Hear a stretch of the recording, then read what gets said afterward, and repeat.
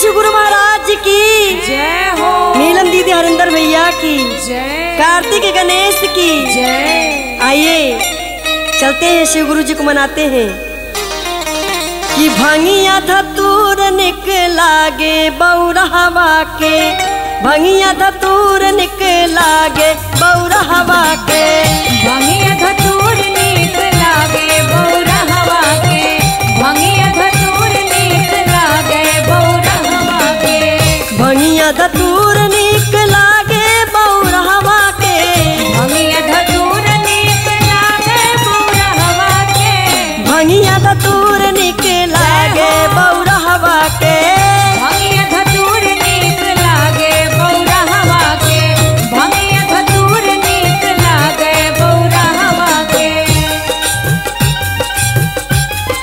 जय हो।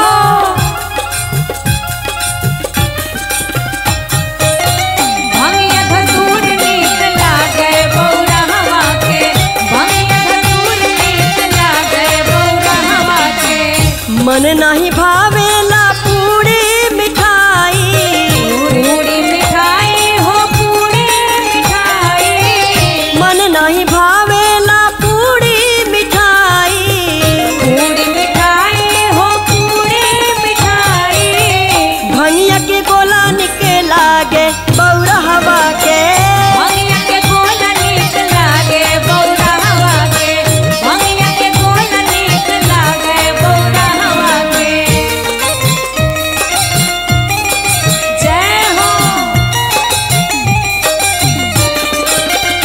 भंगिया धतूर निकलागे बौरहवा के, भंगिया धतूर निकलागे बौरहवा के।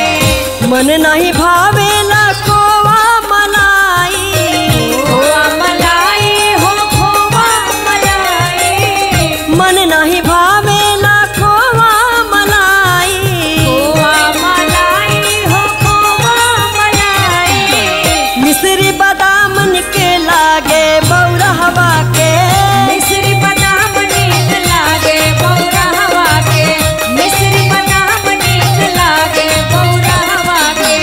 बड़ा निकलागे हो निकलागे लागे, बड़ा निकलागे हो बड़ा निकलागे, बड़ा निकलागे हो बड़ा निकलागे, भंगिया धतूर निकलागे बौरहवा के, भंगिया धतूर निकलागे बौरहवा के, भंगिया धतूर निकलागे बौरहवा के, भंगिया धतूर निकलागे बौरहवा के, भंगिया धतूर निकलागे बौरहवा के। बोले शंकर भगवान की जय हो। सच्चे दरबार की जय हो।